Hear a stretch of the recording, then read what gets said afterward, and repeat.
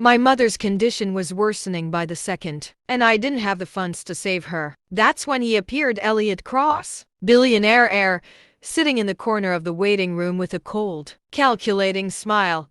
He slid a piece of paper across the table. Sign this. 1 year. That's all I ask. I'll cover the surgery. Save your mother. Desperation twisted my stomach. A year? Marrying a man I barely knew? But what choice did I have? I signed. And the moment the pen hit the paper, a chill ran down my spine. There was something wrong about the way he looked at me. Something that whispered, "This isn't just a contract, it's a trap." I should have run. I should have screamed. But the hospital bill was already paid, and my mother's survival was in my hands. The wedding was quiet, almost mechanical, with Elliot standing tall, unmoved, his gaze piercing through the crowd as if daring someone to question him. Later that night, he spoke softly. "Don't fall in love. People who do don't survive it." His calmness was unsettling. I laughed nervously, but deep down, something told me I'd misjudged the danger I'd just stepped into. As I lay in the grand, cold bedroom, I couldn't shake the feeling of eyes watching me.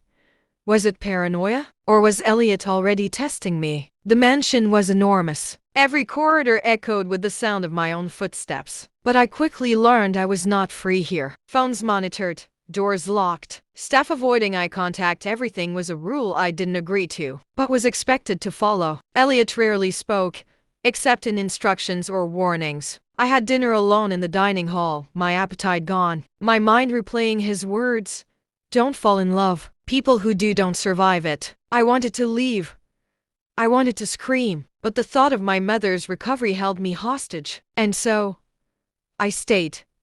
3 months passed, each day heavier than the last. I started noticing strange things, footsteps when no one was there, whispers in empty rooms, and a diary left open on a maid's bed with cryptic entries. One evening, I overheard a maid whisper to another, "She doesn't know, does she? The last wife, 6 months."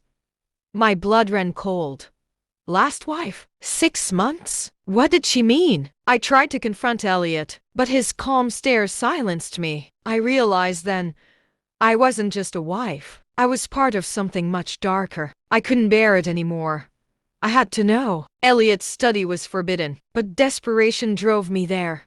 Inside, I found a drawer locked tight. Picking it felt like breaking into a tomb, but I couldn't stop myself. The drawer contained the original marriage contract. My name wasn't first, 3 others were scratched out above mine, each followed by a date. Each date ominously marked the end of a life. My hands shook as I realized the truth.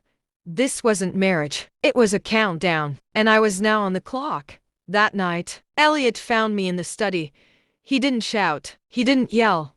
He smiled. Calm, perfect, terrifying. "You were never supposed to read that," he said. I demanded answers. Why marry women just to erase them? Why me? His answer was chilling.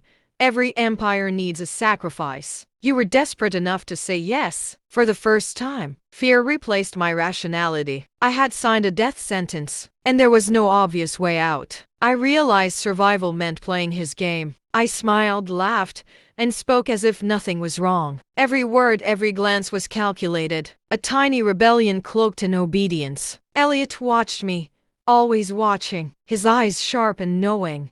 The house seemed alive, almost sensing my intentions before I made them. And in that realization, I found a spark. If I could outsmart him, maybe, just maybe, I could survive. Slowly, I began to notice cracks in Elliot's armor, small slips, tiny glimpses of emotion, and exhaled too long. A pause in his perfect control. I began planting seeds, subtle gestures to make him underestimate me. But the house whispered warnings I couldn't ignore. Notes tucked into my drawers, shadows flitting past corners, messages I couldn't trace. Every move I made felt watched, recorded, anticipated. The thrill of survival mingled with dread. One mistake, and it would all be over. Then came the note, slipped under my bedroom door. "Do not trust yourself. You cannot escape." No signature.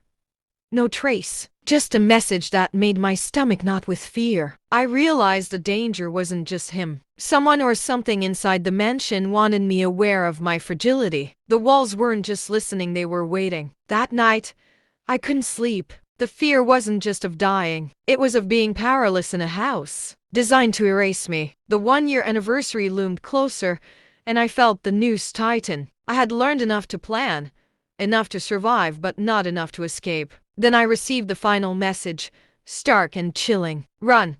He knows you know. The date on your contract is tomorrow. I packed one bag, heart hammering, mind racing. As I reached the front door, a shadow fell across the hallway. Elliot's voice echoed softly but deadly. Did you really think I wouldn't notice you trying to survive? What will she do? Can she escape the mansion and the man who always wins, or will this be her final mistake?